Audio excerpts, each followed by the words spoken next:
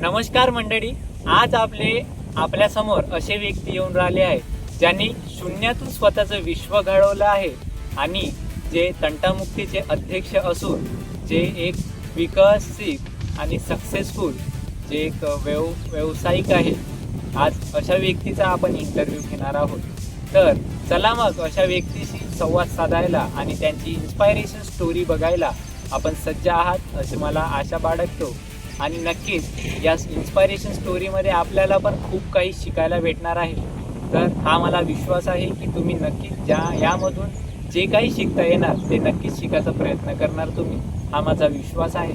आणि आपल्या भावाला असाच सपोर्ट करत राहा आणि आपले येणारे व्हिडिओ नक्कीच तुम्हाला आवडतील ही मला नक्कीच एक एक्सपेक्टेशन राहणार आणि तुम्हाला नक्कीच आवडतील हा माझा विश्वास आहे. तर आपल्या भावाला असाच सपोर्ट असू द्या. लाईक करा, शेअर करा, कमेंट करा, सबस्क्राईब करा आणि बेलायकनला हिट करायला विसरू नका. चला मग भेटूया आपल्या इन्स्पायरेशन स्टोरीवर. नमस्कार मंडळी, आज आपले गेस्ट आहे शंकररावजी धोत्रे, ज्यांनी शून्यातून जे विश्व निर्माण केलं आहे त्या बाबतीत आज आपण संवाद साधणार आहोत. तर चला मग आपण आज त्यांच्याशी संवाद साधूया. नमस्कार. नमस्कार. तर आज आपण त्यांचा संघर्ष, त्यांनी शून्यातून जे निर्माण केलेलं आहे, त्यांचं विश्व जे तयार केलेलं आहे, आपण त्या संघर्षाबाबतीत आज बोलणार आहोत. चला मग त्यांच्याशी थोडस संवाद साधूया आणि त्यांचा सर्वात आधी तर आपण परिचय देतो. ते गावाचे तंटामुक्ती अध्यक्ष आणि एक सक्सेसफुल बिझनेसमॅन आहे. सो त्यांचा परिचय आपण त्यांच्या तोंडून ऐकूया. चला मग आम्हाला तुमच्याबद्दल थोडस माहिती द्या, आमच्या प्रेक्षकांना तुमच्याबद्दल थोडी माहिती द्या. तुमचं यश, तुमचं प्रगती, तुम्ही जे स्वतःहून हे जे निर्माण केलं आहे, लोकांचा विश्वास जिंकला आहे, या बाबतीत आम्हाला थोडं माहिती द्या. धंद्यातला एक असा विषय आहे का सुरुवातीपासून धंदा नव्हताच आपला. त्याच करता करता करता करता आपल्याला एक धंद्याचा व्यवसाय सापडला. आणि सर्वात मेन म्हणजे कसं, आपल्याला जास्त खर्च नव्हताच आपला. त्याच्यामुळं समजा एका पैशापासून दोन पैशापासून 4 अशा पद्धतीनं वाढीव झाला. दुसरी गोष्ट म्हणाले, जसं तर आपल्याला कोणत्याही गोष्टीची साथ मिळाली आणि बरेचसे दिवस समजा आता कोणासंग आपले कोणते कामं करत आलो आपण, त्यांना आपली कामं आवडले. आवडल्यानंतर तर एक वेळा तर सरपंचासाठी फॉर्म पण भरला होता. जयस्वालजीने सांगितलं होतं का भरा बा. आपली पण इच्छा नव्हती का, पण शिक्षण वगैरे नसल्यामुळे नाही का, तरी पण ते भरायला लावलास. तर काय मला वाटते 10 का 15 वोटिंगनं लॅप झाला तो. त्याच्यानंतर मग आता काही दिवसांना आपला धंदा चालूच होता. आता मुलं वगैरे सर्व बरोबर असल्यामुळं धंदा वाढीवरच आहे. तुम्ही जे तुमचं शून्यातून विश्व निर्माण करण्याची जे प्रवृत्ती मिळाली तुम्हाला किंवा जे प्रेरणा मिळाली, ते कोणत्या उद्देशाने तुम्हाला वाटलं की हा मला इथून सुरुवात करायला पाहिजे, म्हणजे मी या ठिकाणी पोहोचणार किंवा हा मार्ग मला भेटायला योग्य? मार्ग म्हणजे आपल्याला जगन्नाथ पासून जास्त मिळाले. जगन्नाथ बाबाचं एक नाद लागून गेला आणि त्याच्यापासून मग कसं थोडीशी गावाची ओढ पण लागली. जसं शाळा आहे आपली, जसा दवाखाना आहे, त्यांना आपण म्हणजे आवडायला लागलो. आणि एक बिजनेसच्या हिशोबाने आपल्याकडे गाड्या आहे, JCB आहे, मग ते आपल्याला विचारायचे, आपल्याला एक अभिमान वाटायचा का आपण थोडंसं त्यांना मदत केली म्हणजे आपलं पण चांगलं होईल आणि त्यांचं पण चांगलं होईल. अशा पद्धतीनं ते आपण करत आलो. आणि तुमचा महत्वाचा मुद्दा म्हणजे की तुमची जे लोकांना मदत करण्याची जी आवड आहे, तो फार महत्वाचा मुद्दा आहे. बरोबर. कारण जी प्रवृत्ती सगळ्यांमध्ये नसते ती कदाचित तुमच्यामध्ये जास्त आहे, हा आवर्जून महत्वाचा मुद्दा आहे. बरोबर. कारण आजच्या काळामध्ये म्हटलं तर कोणी मदतीला धावत नाही. जो ज्याचा सिच्युएशन नुसार चालत आहे तो तसाच चालत आहे. पण तुम्ही त्या सिच्युएशनला मागे कसं टाकता येणार या गोष्टींवर जास्त भर देता. सो कदाचित गावकऱ्यांचा विश्वास जिंकण्याचा महत्वाचा मुद्दा म्हणजे हा देखील असू शकतो. त्याच्याच मागे. आणि तुम्ही जो तंटामुक्तीपर्यंतचा प्रवास गाठलेला आहे आतापर्यंत, सो त्याबद्दल तुम्ही काय सांगाल आपल्याला? त्याबद्दल म्हणजे आता आपण वेळोवेळी मदत करत गेल्यामुळं त्यांना असा एक विश्वास झाला का बा आपण जर यांना तंटमुक्तीचा अध्यक्ष बनवला तर आपल्याला बरेचसे काही अजूनही मदत मिळू शकते. आणि पहिल्या वर्षी मला वाटते 26 चालू आहे, म्हणजे 23 मध्ये आपण झालो. आणि जवळजवळ तुम्हाला या गावामध्ये देखील मला वाटते 25 वर्ष जास्त झाली आहे. नाही जास्त 82 मध्ये आलो. हा, तरी सुद्धा आता मी जवळजवळ 23 वर्षाचा आहो. सो आमच्या जन्माच्या आधीच तुम्ही इथे आला आहात. बरोबर. तर जेव्हाची तुम्ही शून्यापासूनची जी सुरुवात केली आणि आज ज्या पदावर तुम्ही पोहोचलेले आहात ते खरंच खूप इन्स्पायरेशन आहे. म्हणजे आजच्या पिढीनुसार तुम्हाला आजच्या पिढीने तुमच्याकडनं जेवढं शिकता येणार तेवढं शिकायला पाहिजे असं मला वाटते, माझ्या तरी उद्देशाने. आणि खरंच हा तुमचा प्रवास अतिशय इन्स्पायरेशनल आहे. म्हणजे तुम्ही ज्या पद्धतीने सुरुवात केली आहे आणि ज्या पदावर आता तुम्ही जाऊन पोहोचलेले आहात हा खरंच विश्वासाचा देखील भाग आहे. आणि जो गावकऱ्यांनी तुम्हाला सपोर्ट दिला आहे किंवा जो गावकऱ्यांचा तुम्हाला आणि इतरांना पण जो सपोर्ट करते आहे गावात, त्याबद्दल तुमचं मत काय राहणार आहे? आपलं मत म्हणजे एकच आहे, हर वेळेस मदत मिळतच आलेली आहे. आणि समोर पण जेवढं काही चांगलं आपल्या हातात होते ते आपण करत राहायची आपली पुरी तयारी आहे. तेवढं करत राहण्याचा प्रयत्न करत तयारी राहा. आहे. आणि नक्कीच तो भाग खूप महत्वाचा देखील आहे. त्यात महिलांसाठी किंवा ग्रामपंचायतीच्या सपोर्टने तुम्हाला काय असं वाटते की आणखी गावाचा विकास होण्यासाठी आपण काय धडपड करू शकतो किंवा आणखी काय धडपड करता येणार आपल्याला आपल्या उद्देशाने? आता मागच्या निवडणुकीमध्ये आपल्याला बरेचसे काही म्हणजे अनपोषसाठी जे होतं कठीणच बाब होता. बरोबर. अनपोष करणं म्हणजे कठीणच होता. म्हणजे बरेचशांना जयस्वालजीला वाटते त्यांचं पॅनल आहे, पण आता पहिले होतं पॅनल त्यांचं आणि पॅनल असूनही ते वेळोवेळी गावासाठी कोणत्याही गोष्टीला मदत करायला मागे येत नाही. तर त्यांना पण असं वाटलं का अनपोष होत आहे बा, उद्या आपल्याला कोणत्याही ग्रामपंचायतचं चांगलं होत आहे होऊ द्या बा. गावाची जी आज इमेज तयार झालेली आहे किंवा एक आदर्श गाव म्हणून आपल्या गावाची जी ओळख निर्माण झाली आहे त्या बाबतीत तुमचं काय मत आहे? म्हणजे आणखी विकासाकडे आपल्या गावाला नेण्यासाठी काय करावं लागणार किंवा काय करू इच्छिता असं वाटतं? आदर्श गावासाठी म्हटलं तर आता कसं जिल्हा परिषद शाळा आहे, इंटरेस्टेड समजा गुरुजी लोक आहेत. दुसरी गोष्ट ग्रामपंचायत म्हणून आहे तर जसं एक मोरे गुरुजी आहे, रमेश चौधरी आहे. आता बरेचसे लोक कसे आहेत त्यांना वेगळे समजते का बा हे असे आहे हे तसे आहे हे खाते. पण आता त्याच्या संग मिळून जेव्हा आपण काम करतो किती खाल भेटते काय खाल भेटते आणि जवळचे किती जाते त्याचं त्यालाच माहित राहते. आणि जे लोकांच्या मते आपण बघतो की याच्यामध्ये एवढं खायला भेटतं याच्यामध्ये एवढं खायला भेटतं, जेव्हा की ही गोष्ट पाहिजे त्या प्रमाणात किंवा पाहिजे तशी ती सत्य राहतच नाही मुळामध्ये. सत्य राहत नाही म्हणजे त्यांचं डोकंच तेवढं चालते. म्हणजे त्या व्यक्तीचं तेवढ्या त्याच लेवलवरती तो विचार करतो की हा फक्त खायला भेटतं तर त्यांनी ते कार्य करत असते, असा हा गैरसमज आहे. आणि ते प्रत्येक गावात असतातच ते. म्हणजे म्हणते ना घराच्या बाजूला निंदाकारी पाहिजेच, त्याच्याशिवाय इंटरेस्ट नाहीये. आणि हा देखील महत्वाचा मुद्दा आहे की ते चांगल्या कडपामध्ये लंगडी काय राहतेच नाही. त्यामुळे तो गावकऱ्यांना देखील अतिशय महत्वाचा विषय आहे. आणि खरं तर तंटामुक्ती अध्यक्ष म्हणून आजपर्यंत हाताळलेलं सर्वात कठीण काम काय आहे असं वाटते तुम्हाला? म्हणजे ज्या पद्धतीने तुम्हाला कार्य करायचे आहे त्या पद्धतीने खरंच ते सुरळीतपणे चालत आहे किंवा नाही चालत आहे असं वाटते तुम्हाला? तर ते चालते आणि नाही चालते दोन्ही प्रकार आहे त्याच्यात. जसं आता आपण 30 लोकांची कमिटी आहे, त्याच्यात 10 लोकांनी 15 लोकांनी जर इंटरेस्ट घेतला तर थोडंसं कोणते प्रॉब्लेम सॉल्व्ह होते आणि हलके होते. बरोबर. तर आता काही लोकांची टोटल तर आम्ही मानली आहे बरेचशा दिवसापासूनची आहे, पण मला वाटते ज्यांचं नाव आहे त्याला माहिती नसेल का मी ते सदस्य आहोत. हा बरोबर. नाही, काहींना ते खरंच हा मुद्दा देखील माहिती नाही की तंटामुक्ती अध्यक्ष जे आहे ते शंकररावजी धोत्रे आहेत. एवढं माहित आहे जगात. आहे गावात, माहिती, हो. पण काहींना ते बंद थोडं आणि त्यांच्या पाठीमागे आपण सदस्य आहो बा ते अर्ध्या लोकांना माहिती नाही. कन्फ्युजन आहे. त्या विषयावर मी 2-3 वेळा कमिटीवाल्या समोर बोललो होतो हम्म. का बा इतकं आपल्याला कठीण कधी कधी काम जाते, कोणाचे धुऱ्याची अडचणी असते, कोणाचे वावराची अडचणी असते, बरोबर. भावाचे विषय होते, हम्म. तर असे उभे का पाडायचे तर आडवे पाडले जाते. हा. दुसऱ्या वर्षी जेव्हा त्याचं पोरग वाहले जाते हम्म.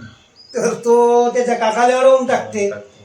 आणि तो मुद्दा असा आहे, शेती म्हटलं आणि त्याचा धुरा म्हटलं की तो विषयच असा आहे की जो पिढीने पिढी चालत आलेला विषय आहे तो बरोबर. आपल्याला माहित नसतो. नाही. म्हणजे नेमकं हा धुरा इथूनच असतो किंवा आहे हे देखील आपण पाठपुरावा करू शकत नाही, कारण जो लहानपणापासून त्या धुऱ्याच्या आजूबाजून खेळत राहतो किंवा त्या गोष्टी लक्षात घेऊन तो धुरा हे करत राहतो, तर त्या बाबी पुढे जाऊन आपण जो निर्णय घेतो तो कदाचित काहींना पटते तर काहींना पटवून देणं देखील कठीण होऊन जाते. कठीण होते. हम्म.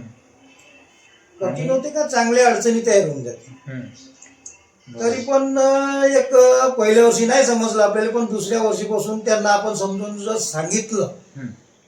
का कोणी आपला धुरा तोडून टाकते तर 1.5 धुरा, जसा आता 1 धुरा पुरा आहे त्याच्यात 25% धुरा तोडून टाकल्यावर 75% राहते. बरोबर. आता 75% जो तोडत नाही त्याला म्हणते माझं मत कसं आलं, माझा अर्धा धुरा शिल्लक आहे, शिल्लक. पण त्यानं 25% तोडल्यामुळे त्याचं 25% शिल्लक राहते. हा. मग तो वेळ असा विषय मानते का आता मधातून तार टाकल्यावर माझ्या बाया इथून कामाच्या कशा जाणार, हा. ह्या अशा अडचणी होते. बरोबर. तरी आणि पण ती अडचण आपल्याला दूर करावंच लागते. करावंच लागतं. म्हणजे ते कसं का होईना तो काहीतरी निर्णय काढून निर्णय आपल्याला द्यावं किंवा देणं आवश्यक एका असतं. दोघांचे तर मी स्वतः मोबाईलला फोटो काढून त्याचे फुटे काढून दिले, आणि एवढ्याने एक बरं आहे का ते काहून उपडले म्हणून ते आपल्याला म्हणू शकले नाही. शिकले नाही. एक कारण- वयाच्या हिशोबानं म्हणा किंवा समजावून सांगण्याची एक आपली पद्धत, बरोबर. म्हणजे आपण पण चिडल्यासारखं बोलत नाही, त्याला पण चिडू देत नाही. नाही, विषय हा आहे की तुम्ही जेवढं समजून घेण्याचा प्रयत्न कराल किंवा जेवढं समजून सांगण्याचा प्रयत्न कराल हा. तेवढी ती गोष्ट जास्त लक्षात घेऊन सांगता येते सांगता आपल्याला. येते. हो. तर तुम्ही आल्यापासून जो गावात बदल आलेला दिसतो किंवा आज जो बदल आपल्याला बघायला मिळतो त्या बाबतीत तुमचे काय मत आहे? म्हणजे गावामध्ये जो आपला बदल झालेला आहे तुम्ही ज्या आता ते पद्धतीने कसं बघत आहात. आपण स्वतःहून बदल आणलेला नाहीये, हा. पण बाकी एकामेकाच्या सपोर्टीनं ते बदल येत गेला. हम्म. आणि या बदलच्या हिशोबानं किंवा जे बी काही आपल्या गावामध्ये चांगलं जे होत आहे हम्म. तर त्याच्यात एकच मत आपलं आहे का आपल्याला पाठीमागं 3-4 लोकांची साथ चांगली आहे. चांगले आहे. अच्छा. आणि एक बिझनेसच्या हिशोबानं आपल्याकडे गाड्या घोड्या आहेत. हम्म. त्यांनी म्हटलं का आपल्याला शिवकडे जायचं आहे का ते कलेक्टरकडे जायचं आहे का ते तहसीलदाराकडे जायचं आहे, हा. तर आपण कधी त्यांना खेटाळलं नाही ना नाकारलं. नाकारलं. म्हणजे मदतीचा हात हा तुमचा नेहमी लोकांसाठी असतो आणि आहेच. आणि ठेवूच. आणि हा ठेवूच. हा पण खूप महत्वाचा विषय आहे. तर यशस्वी होण्यासाठी कोणते गुण महत्वाचे आहे असं तुम्हाला वाटते? गुण म्हणजे आता आपल्यात चांगले गुण राहिले पाहिजे. तरी आता पण इथं मी बोलत आहे एक, हा. आणि त्या भीतीकडे जाऊन समजा मी वेगळा बोली, इथं जे बोलतो आपण त्या भीतीकडे जाऊन जे बोलतो हे बोलणं जर एकच राहिला तर ते भलं. विकास हा, म्हणजे विकास. समतोल चालतो की हा जे गोष्ट सत्य आहे आणि ती. काही लोकांना कसं आहे, जसे आता 10 लोक जर संघ असले त्याच्यातही 5 लोकांनाच पटते बरोबर. तर हा धोत्रे का बोलत आहे, आपण याच्या पाठीमागे का राहिले पाहिजे किंवा नाही राहिले पाहिजे ते 5 लोकांना कळते का नाही. धोत्रे सत्य बोलते, आपण त्याच्या पाठीशी राहावं. पण त्याच्यात 5 लोक असे असते का तिकडे गेलं का धोत्रे पाहिलाय का, असे पण आहे. बरोबर. पण त्या 5 लोकांना चांगलं म्हणलं त्याच्याही पाठीमागे आपण राहतो, आणि जे चांगले नाही म्हणत त्याच्याही पाठीमागे राहतो. म्हणजे सगळ्यांच्या पाठीमागे राहणं हे आपलं कामच आहे असं म्हणायचं. राहाच लागते. शेवट आज जरी आपण 5 लोकांना आवडत नाही, पण आपण जे आपलं कर्तृत्व जे आहे जेव्हा समोर गेल्यावर आपल्याला कोणतं, जसं आता आपण इथून निघलो शेगावचा बस स्टॉप आहे, त्या बस स्टॉपवर त्यांना तर पटन न का बा नाही शेगावपर्यंत तर साथ दिली आले ना, बरोबर. म्हणजे मोठेपणा केला, पाठिंबा पण दिला. आणि पाठिंबा हा खरंच खूप महत्वाचा महत्वाचा आहे आजच्या आयुष्यामध्ये. तर तुम्ही आजच्या पिढीला काय संदेश देऊ इच्छिता, म्हणजे तुम्ही जे शून्यातून विश्व तयार केलेलं आहे स्वतःच? आपण तर हेच म्हणतो, जसं आता माग आम्ही बरेचसे दिवसापासूनची दारूबंदीचा विषय होता, पण कामयाब नाही होत आणि बोलणारा दिसून पडते. बरोबर. आणि धंदा करणारे कसा, जसं आता वरची पिढी आहे तिथं पण तसंच आहे, मध्यम पिढी आहे तिथं पण तसंच आहे, खालची पिढी आहे तिथं पण तसंच आहे. बोलणारे किंवा चांगले करणारे याचं थोडंसं वेगळंच वातावरण राहते. आणि इथं एक बोलणार तिथं एक बोलणार राहिलं तर त्याचं वेगळं वातावरण राहते. तर विकास हा आजच्या पिढींसाठी काय तुम्ही संदेश देऊ इच्छिता विकासाच्या बाबतीमध्ये आणि संघर्षाच्या बाबतीमध्ये? विकास आणि संघर्ष, जसं आता विलास गुरुजीनं अभ्यास सुटे खोललं, अभ्यासिका खोलली आहे, त्याच्यापासून नुकसान कोणाचंच नाही. ज्याच्या पद्धतीनं तो आपला अभ्यास करते, थोडासा वेळ देते, त्याचं चांगलं होते. आणि बरेचशा लोकांनी चांगलं करून घ्यावं, वेळ द्यावं, त्याचं चांगलं होते. आणि त्याच्यापासून कसे कोणते व्यसनात जाणार नाही, एक नाम चांगला लागून जाते. आता बरेचसे लोक आपण ट्रक भरून भांडेवाड्या लोक नेत होतो, त्यावेळेस लोक मला म्हणत होते का हा पिणारा खाणारा माणूस नाही, यानं देव ध्यान लागला. अर्धे लोक मला गोयाळ पण म्हणत होते. हा विषय देखील म्हणजे एक गांभीर्य निर्माण करतो की तुम्ही या बाबींकडून या बाबींकडे कसे का जाऊ शकता, असं आहे ते. पण एक दिवस आपण ते सक्सेसफुल होऊन गेलो त्याच्या कृपेनं. आज बरेचशा लोकांना नान लागून गेली आहे, ते पण जातात आपल्या पद्धतीनं. आणि तिथं गेलेल्या माणसाला एक आहे का बा खराब वळण लागतच नाही.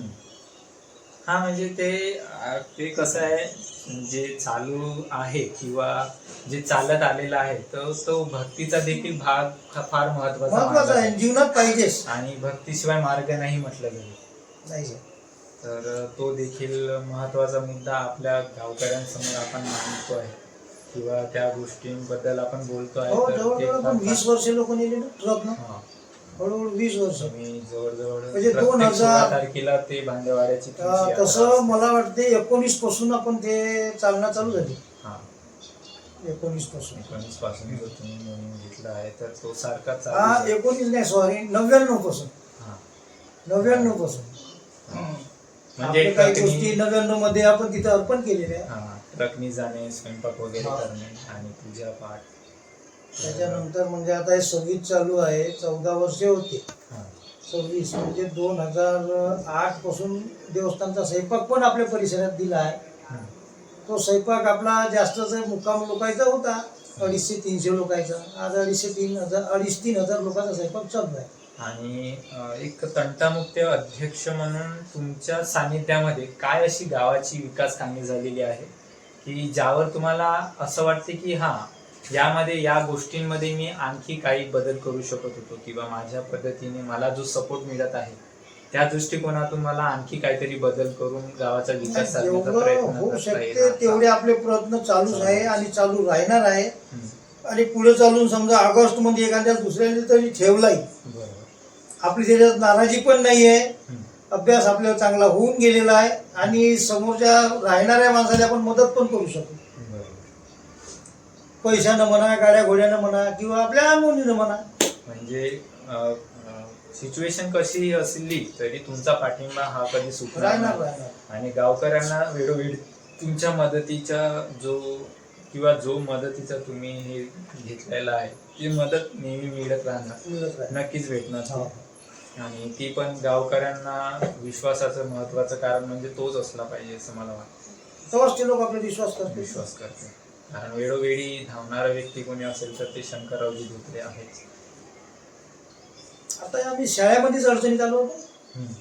हे जे 2 कोटी 30 लाखाची जे शाळा लागून आलेली आहे त्याच्यामध्ये कसं ते ठेकेदार एक म्हणजे इंजिनियर त्यांची पूर्ण तयारी होती का शाळा समोर घ्यायची.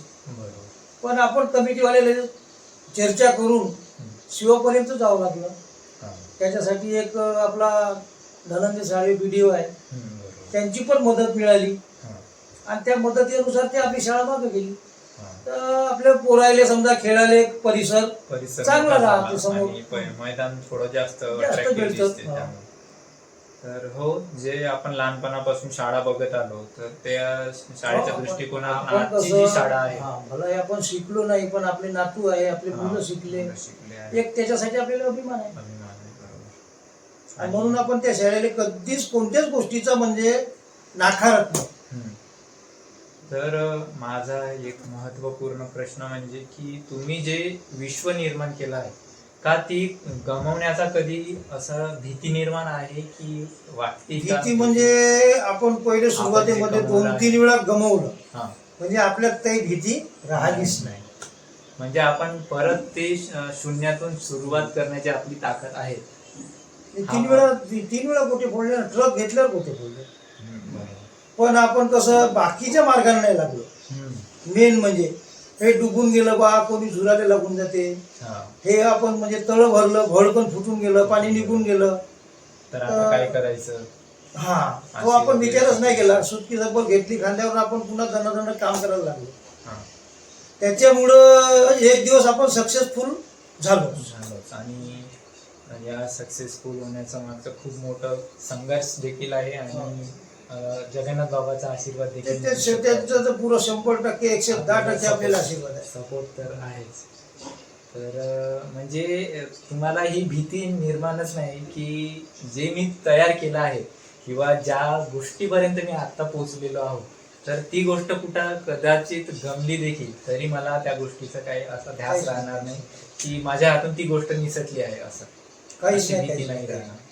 म्हणजे पोरही मार्गाने लागून गेले. हा, जसं आता लहानही आपल्या पद्धतीनं चांगलंच करत आहे, हा. मोठाही आपल्या पद्धतीनं चांगलंच करत आहे. पाठीमागं आपलं पण थोडंसं त्याच्यात चालूच आहे. हम्म. जसं आता म्हणजे पाईपलाईनचं काम केलं, पैसे नाही मिळाले तरी दुःख घरात कोणालीच नाही. हम्म. भेटणारच आहे, पैसे पचणार नाही, गव्हर्नमेंटचं काम आहे. हा, माग पुढं हो, यायचं. त्याच्यानंतर आता हे काम घेतलं होतं आमदार फंडातलं, बाकीच्यांचे व्हायचेच आहे, आपण करून फेकूनही गेलो. त्या कामावर अजून ग्रँडही नाही आहे. हा. महिन्याने येते का 2 वर्षांनी येते ते पण माहित नाही. पण ते तर तशी आपण कार्य भीतीच नाही हा, जे काही महत्वपूर्ण कार्य करता आली त्याच्यासाठी तुमच्या कसं पद्धतीने आहे, मेन म्हणजे मार्केट म्हणजे आपली चांगुलपणा. चांगलं म्हणजे ह्या दुकानाचे 10 रुपये झाले बा आणि आपण त्या दुकानाच्या मागून जाव, हे हेतू आपण ठेवलेला नाही. दुकानाच्या समोरून जायचं, काहून कमी तर त्याचे पैसे असेल तरी त्याने नमस्कार करून जायचं, हे म्हणजे आपण पहिल्यापासून वृत्ती आहे. हा. तर हा खूप इंटरेस्टिंग फॅक्ट आहे मंडळी, जो की त्यांना सतत एक इन्स्पायरेशन बनवून ठेवतात, त्यांना सेल्फ मोटिवेटेड ठेवतात.